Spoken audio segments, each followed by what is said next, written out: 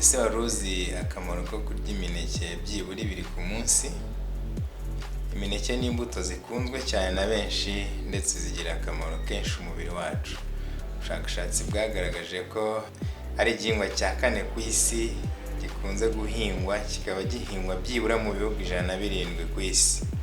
Imineke rero igira intungamubiri nyinshi, twavugamo nka potassium, yo bita vitamine C, yo bita vitamine B6, ndetse imineke ikungahaye ku isukari kandi igirira umubiri wacu akamaro gakomeye.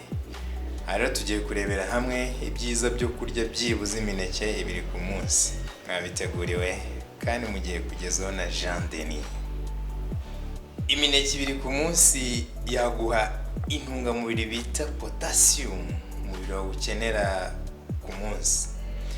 Imineke ikungahaye ku myunyungu yitwa potassium cyangwa se potassium, ifitiye akamaro kenshi umubiri wacu. Iyi potassium ifasha uturemangingo twose tugize umubiri wacu gukora neza, igira uruhare mu kuringaniza umuvuduko w'amaraso, ifasha umutima gukora neza ndetse no gutera neza, ndetse igafasha umubiri kuringaniza isukari. Potassium rero ifatanije n'undi mwunyungu bita sodium, ifasha kuringaniza amatembabuzi mu mubiri. Uretse imineke wabonamo potassium, wanayibona mu bijumba, watermelon, epinari, ibishyimbo, inyanya n'ibindi. Kurya imineke 2 ku munsi byibuze byatuma umuvuduko w'amaraso uhora ku bipimo byiza, byo twita blood pressure. Indwara y'umuvuduko w'amaraso ni indwara ihangayikishije cyane ndetse ikaba iri guhitana abantu benshi muri iki gihe. Imineke rero ikungahaye ku myunyungu ya potassium twabonye haruguru, iringaniza umuvuduko w'amaraso. Iyi rero yifatanije n'indi bita sodium, ifasha umuvuduko w'amaraso guhora ku bipimo biringaniye. Niba rero ushaka kwirinda no guhangana cyane n'indwara y'umuvuduko w'amaraso ukabije cyane, imenyereze byibuze kurya imineke 2 ku munsi. Imineke 2 ku munsi yakurinda ibyago byo kurwara kanseri zitandukanye. Ubusanzwe imboga n'imbuto bifasha umubiri kwirinda kanseri zitandukanye cyane ko bikungahaye ku ntungamubiri zifashwa mu kwirinda.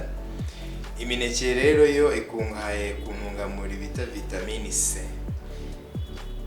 ifasha cyane umubiri kurwanya kanseri zitandukanye. Iryo ry'imineke rero niba ushaka kurwanya kanseri zitandukanye. Kurya imineke 2 ku munsi bituma umutima wawe ukora neza. Umutima ni kimwe mu gice cy'umubiri gifite akamaro gakomeye. Iyo umutima wahagaze ubuzima buba burangiye. Imineke rero igira imyunyungugu n'amavitamine kabuhariwe mu gutuma umutima ukora neza. Twavugamo nka potassium, byo bita fibre, byo bita vitamine C.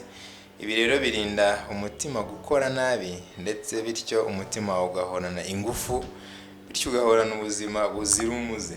Imineke 2 ku munsi ituma igogorwa ry'ibiryo cyangwa se ibyo bita digestion cyangwa se digestion yawe rikora neza. Ni kenshi uzajya kwa muganga ufite ibibazo by'igogorwa nko kubyimba mu nda, kutajya kuri toilette, bakakugira inama yo kujya urya byibuze imineke mbere yo kurya. Imineke rero ibyo bita fibre bifasha igogorwa ry'ibiryo kugenda neza, bityo bikakurinda kugugara mu nda, constipation cyangwa se impatwe n'ibindi. Imineke ikungahaye ku isukari nziza igira umubiri wacu akamaro. Twese turabizi ko imineke iryohera. Ubushakashatsi bwagaragaje ko uriye imineke 2 ku munsi uba uriye amagarama 30 y'isukari. Nubwo isukari nyinshi umubiri wacu ukenera, iyi sukari ituruka mu mbuto ntacyo yangiza mu mubiri kuko umubiri uhita uyiringaniza mu buryo bwiza. Niba rero ushaka umubiri wabona isukari y'umwimerere, tangira uyu munsi kujya urya imineke byibuze 2 ku munsi. Twabibutsa ko kandi imineke kuyirya neza ugomba kuyirya mbere yo kurya byibuze mbere y'iminota 30 kugira ngo ikugirire akamaro ko twavuze haruguru. Mushimiye umwanya wawe waduhaye, wibuke ukanda subscribe kuri YouTube channel ndetse ukande no kunzogera iruhande ujye ubona amakuru yerekeranye n'ubuzima. Twakira ibitekerezo byanyu wanditse muri comments, tukaba twabona ibyo tuzabaganirizaho ubutaha.